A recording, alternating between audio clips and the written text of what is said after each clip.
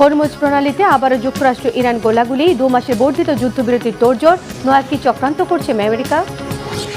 ইরানের পরমাণু কর্মসূচিতে আতঙ্কিত কেন যুক্তরাষ্ট্র? ইসরায়েল কত দ্রুত পারমাণবিক বোমা বানানোর সক্ষমতা রাখে তেহরান? এবার মার্কিন গণমাধ্যমের বিরুদ্ধে ট্রাম্পের মামলা, আলোচনায় কুখ্যাত অ্যাপস্টেইন কাণ্ড, কি আছে তোলপাড় করা ফেলা এই রিপোর্টে। শত্রুকে ঘোলা পানি খাওয়াতে ইরানের কৌশলগত মোক্ষম অস্ত্র হরমুজ প্রণালীর অস্থির হয়ে উঠেছে আবার। যুক্তরাষ্ট্রের তেলের ট্যাঙ্কারে ইরানের নৌবাহিনী গোলা বর্ষণ আর মার্কিন বাহিনীর পাল্টা আঘাতের খবরে নতুন করে সহিংসতা ছড়ানোর আশঙ্কা তৈরি হয়েছে। এটি শত্রু বিমান ভূপাতিত করারও দাবি করেছে তেহরান। এমন টালমাটাল পরিস্থিতিতে যুদ্ধবিরতির মেয়াদ আরও বাড়ানোর আলোচনায় ইতিবাচক আভাস দিয়েছেন মার্কিন ভাইস প্রেসিডেন্ট জেডি ভান্স। যুদ্ধ বন্ধের আলোচনার মধ্যে এমন সহিংসতা কি ইঙ্গিত দিচ্ছে? আবার কি তেহরানের সঙ্গে যুদ্ধের অজুহাত তৈরি করছে ওয়াশিংটন? বৈশ্বিক জ্বালানি বাণিজ্যের লাইফলাইন খ্যাত হরমুজ প্রণালীতে আবারও মুখোমুখি অবস্থানে ইরান ও যুক্তরাষ্ট্র। অনুমতি ছাড়া চলাচলের অভিযোগে মার্কিন জাহাজের দিকে সতর্কতামূলক গুলি ছুড়েছে ইরানি বাহিনী। এছাড়া উপকূলীয় বুশেহর প্রদেশে একটি শত্রু বিমান ভূপাতিত করার দাবি করেছে তেহরান। জবাবে মার্কিন বাহিনীও পাল্টা আঘাত এনেছে বলে জানা গেছে। 28 মে ইরানের আধা সরকারি সংবাদ মাধ্যম তাসনিম নিউজ এজেন্সির বরাতে এক প্রতিবেদনে এসব তথ্য জানিয়েছে আনাদুলু এজেন্সি। প্রতিবেদনে বলা হয়, হরমুজ প্রণালী অতিক্রম করার সময় একটি মার্কিন তেল ট্যাঙ্কারকে লক্ষ্য করে গুলি চালায় ইরানের রেভলিউশনারি গার্ডের নৌবাহিনী। ইরানি কর্তৃপক্ষের দাবি, মার্কিন ট্যাঙ্কারটি তাদের রাডার সিস্টেম এবং যোগাযোগ ব্যবস্থা সম্পূর্ণ বন্ধ রেখে ওই জলপথ অতিক্রম করার চেষ্টা করছিল, যা নিয়ম বহির্ভূত। ইরানের রাষ্ট্রীয় সম্প্রচার মাধ্যম IRIBর আরেকটি পৃথক রিপোর্টে জানানো হয়, একই সময়ে মোট 4টি জাহাজ ইরানি নিরাপত্তা বাহিনীর সাথে কোনো সমন্বয় না করে হরমুজ প্রণালী দিয়ে পারস্য উপসাগরে ঢোকার চেষ্টা করছিল। তাদের প্রথমে মৌখিক সতর্কবার্তা দেওয়া হয় এবং পরবর্তীতে তা অমান্য করায় সতর্কতামূলক গুলি চালানো হয়। তবে জাহাজগুলোর পরিচয়, কোন দেশের পতাকাবাহী ছিল কিংবা পরে কি ব্যবস্থা নেওয়া হয়েছে এ বিষয়ে বিস্তারিত তথ্য প্রকাশ করা হয়নি। ইরানি বাহিনীর এই পদক্ষেপের পর মার্কিন সেনারাও পাল্টা জবাব দেয়। তাসনিম নিউজের দেওয়া তথ্য অনুযায়ী মার্কিন বাহিনী ইরানের অন্যতম প্রধান বন্দরনগরী বন্দর আব্বাসের একটি পরিত্যক্ত এলাকা লক্ষ্য করে পাল্টা হামলা চালিয়েছে। ঘটনার সময় বন্দর আব্বাসের পূর্বাঞ্চলে বিকট বিস্ফোরণের শব্দ শোনা গিয়েছিল। এই শব্দ মূলত উভয় পক্ষের মধ্যকার গোলাগুলির ঘটনার সঙ্গেই সম্পর্কিত ছিল।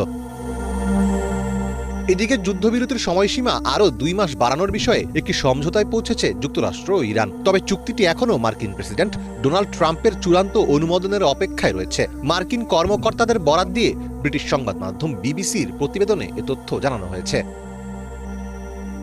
যুক্তরাষ্ট্রের কর্মকর্তারা জানিয়েছেন, যুদ্ধবিরতির মেয়াদ বাড়াতে যুক্তরাষ্ট্র ও ইরান একটি প্রাথমিক সমঝোতায় পৌঁছেছে। ম্যারিল্যান্ডের সাংবাদিকদের সাথে কথা বলার সময়ও একই ইঙ্গিত দেন মার্কিন ভাইস প্রেসিডেন্ট জেডি ভ্যান্স। আমরা ইতিমধ্যে যা অর্জন করতে পেরেছি তার প্রেক্ষিতে বলা যায়, আমরা হয়তো একটি চূড়ান্ত চুক্তিতে পৌঁছাতে সক্ষম হব। আমরা হরমুজ প্রণালী আবার খুলে দিব। ইতিমধ্যে তাদের প্রথাগত সামরিক বাহিনীকে আমরা গুড়িয়ে দিয়েছি। আমরা এখন এমন এক অবস্থানে আছি যেখানে তাদের পারমাণবিক কর্মসূচিকে শুধু এই প্রেসিডেন্টের মেয়াদে নয়, বরং দীর্ঘমেয়াদের জন্য বড় ধরনের বিপর্যয়ের মুখে ফেলে দিতে পারি। আমেরিকার জনগণের জন্য এটি অত্যন্ত চমৎকার একটি বিষয়। সুতরাং আমরা এখনো চূড়ান্ত লক্ষ্যে পৌঁছাইনি, তবে খুব কাছাকাছি আছি। এর আগে গত বুধবার ইরানের রাষ্ট্রীয় গণমাধ্যম 2 দেশের মধ্যে সম্ভাব্য 14 দফার একটি সমঝোতা স্মারকের আনুষ্ঠানিক খসড়ার কিছু অংশ প্রকাশ করে, যেখানে বলা হয় ওয়াশিংটন ইরানের বন্দরগুলোর উপর আরোপিত নৌ অবরোধ তুলে নেবে, ইরানের আশপাশ থেকে মার্কিন সেনা প্রত্যাহার করবে এবং হরমুজ প্রণালীতে বেসামরিক জাহাজ চলাচল পুনরায় স্বাভাবিক করবে। পাশাপাশি ওই প্রণালীতে জাহাজ চলাচলের ব্যবস্থাপনা ও রুট নিয়ন্ত্রণ করবে ইরান ও ওমান। তবে হোয়াইট হাউস ওই সমঝোতা স্মারকের খসড়াকে সম্পূর্ণ মন গড়া বলে উড়িয়ে দিয়েছে। গত কয়েকদিনের যুদ্ধবিরতি লঙ্ঘনের অভিযোগে যুক্তরাষ্ট্র ও ইরান একে অপরকে দোষারোপ করছে। 1 মাসেরও বেশি সময় ধরে দফায় দফায় আলোচনা চললেও যুদ্ধ স্থায়ীভাবে শেষ করার চুক্তি এখনও অধরাই রয়ে গেছে। এদিকে 60 দিনের যুদ্ধবিরতির মেয়াদ বাড়িয়ে পরমাণু কর্মসূচি নিয়ে আলোচনার সমঝোতা স্মারকে এখনও সবুজ সংকেত দেননি মার্কিন প্রেসিডেন্ট ডোনাল্ড ট্রাম্প। তেহরানের পক্ষ থেকেও নেই কার্যকরী কোনো পদক্ষেপ। পরমাণু নিয়ে মতবিরোধে কোনো পক্ষই একচুল ছাড় দিতে নারাজ। ইরানের পারমাণবিক সক্ষমতা ধরে রাখা বা ধ্বংস করা কেন এতটা গুরুত্বপূর্ণ? আসলে কি দ্রুততম সময়ে পারমাণবিক বোমা বানানোর সক্ষমতা রাখে তেহরান? পারমাণবিক অস্ত্র তৈরি করা থেকে দূরে রাখতেই গত ফেব্রুয়ারিতেই ইরানকে আলোচনার টেবিলে ডেকেছিল বিশ্বের অন্যতম পরাশক্তি যুক্তরাষ্ট্র। কয়েক দফার বৈঠকে সমঝোতার বিষয়ে যখন আশাবাদী হচ্ছিল বিশ্ব, ঠিক তখনই ইসরায়েলের প্রবল ইচ্ছায় আর মার্কিন প্রেসিডেন্ট ডোনাল্ড ট্রাম্পের নির্দেশনায় আচমকা হামলা শুরু হয় ইরানের সামরিক বেসামরিক স্থাপনায়। এর পরের ঘটনা প্রবাহ শক্তির প্রদর্শনে মোড় ঘোরানো এক ইতিহাস। 2 মাসের যুদ্ধে ইরানকে কাবু করতে না পেরে সামরিক অভিযানে সাময়িক বিরতি নিয়ে আলোচনা শুরুর প্রস্তাব দিয়েছিল খোদ যুক্তরাষ্ট্রই। যদিও প্রায় 1 মাস ধরে দফায় দফায় আলোচনার অর্জন নিষ্ফল। এখনও মেটেনি ইরানের কাছে পারমাণবিক সরঞ্জাম থাকা নিয়ে দুই পক্ষের মতবিরোধ। কেন যে কোনো উপায়ে সমৃদ্ধ ইউরেনিয়ামের মজুদ ইরান থেকে সরাতে চান মার্কিন প্রেসিডেন্ট? আসলেই কি ইরানের সমৃদ্ধ ইউরেনিয়ামের মজুদ যুক্তরাষ্ট্রের জন্য হুমকি? সমৃদ্ধ ইউরেনিয়ামের মজুদ দিয়ে কত দ্রুত পারমাণবিক বোমা বানাতে পারবে তেহরান? ইরানের কাছে থাকা সমৃদ্ধ ইউরেনিয়ামের মজুদ আছে প্রায় 970 পাউন্ড। পারমাণবিক বিশেষজ্ঞদের মতে সঠিক সরঞ্জাম থাকলে এই উচ্চমানের সমৃদ্ধ ইউরেনিয়াম ব্যবহার করে কয়েক সপ্তাহ এমনকি কয়েকদিনের মধ্যেই ভয়ঙ্কর মারণাস্ত্র তৈরি করতে পারবে ইরান।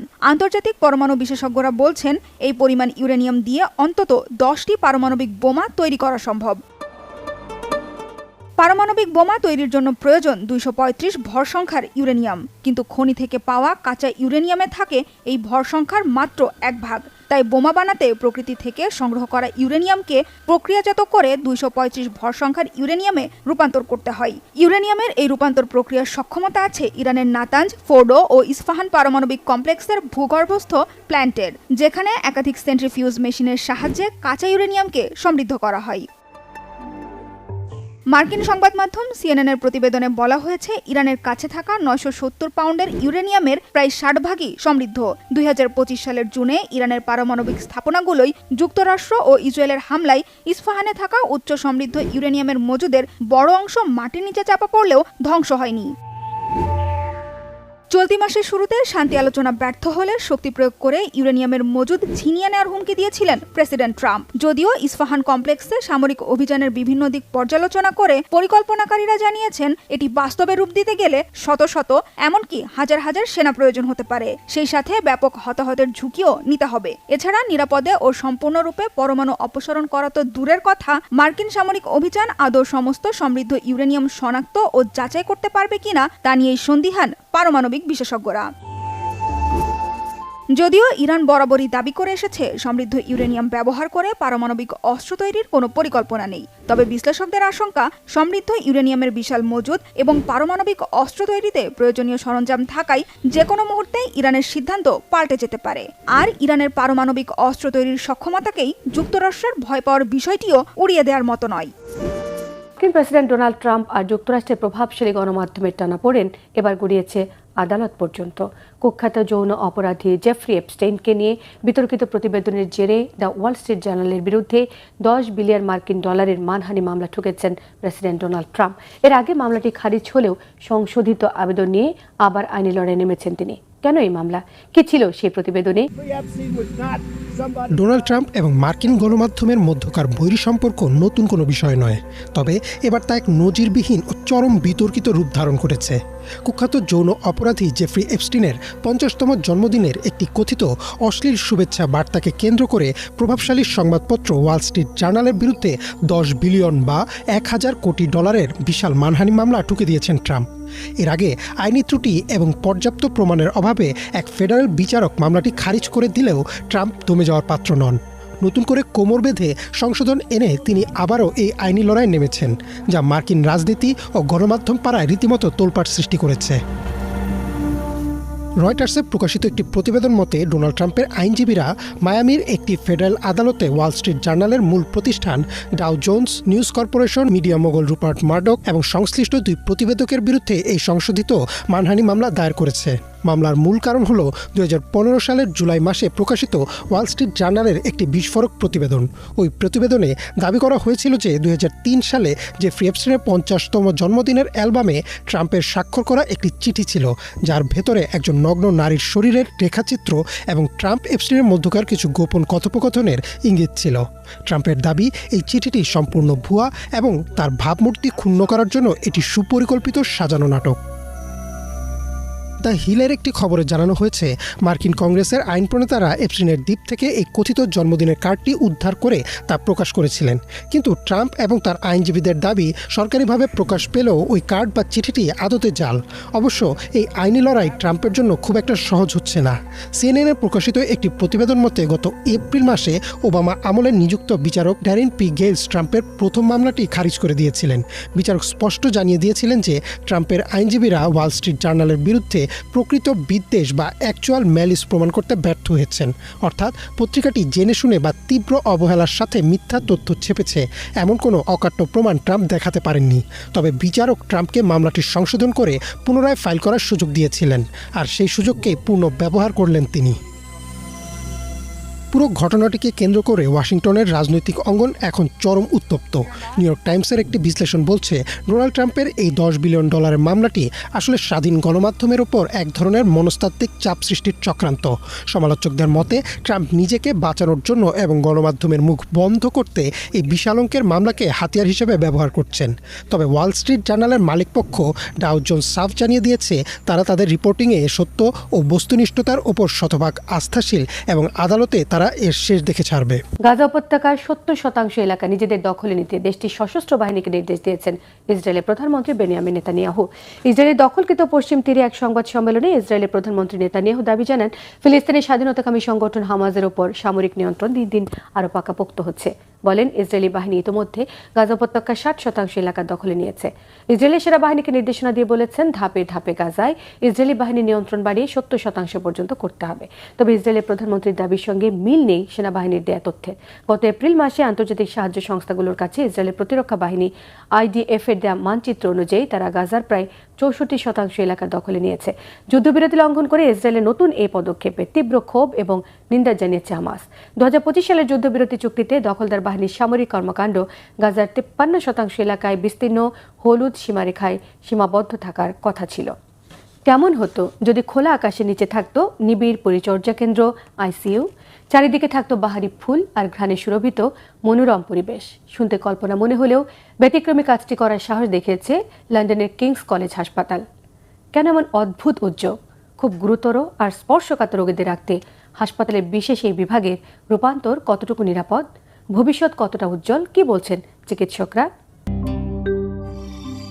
খোলা আকাশের নিচে ছাউনি, সাথে ছাদ বাগান, নানা রঙের ফুল ও বিভিন্ন গাছ দিয়ে সাজানো, বইছে স্নিগ্ধ হাওয়া। কোলাহলমুক্ত এমন মনোরম পরিবেশে গড়ে তোলা হয়েছে নিবিড় পরিচর্যা কেন্দ্র বা ICU।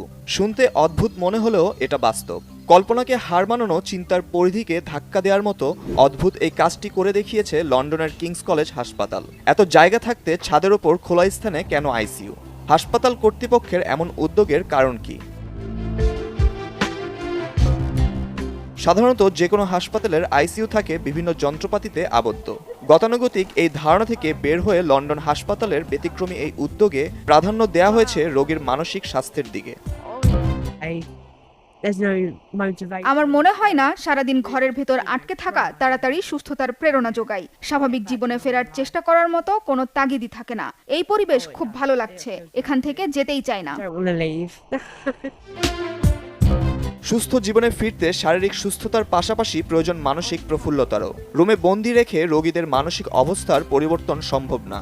দ্রুত সাধারণ জীবনে ফিরতে রোগীদের মানসিক স্বাস্থ্য ও সুস্থতার কথা আমলে নিয়ে এমন যুগান্তকারী সিদ্ধান্ত। হাসপাতাল কর্তৃপক্ষের দাবি, ব্যতিক্রমী উদ্যোগে রোগীর মানসিক স্বাস্থ্যেও উন্নতি হচ্ছে।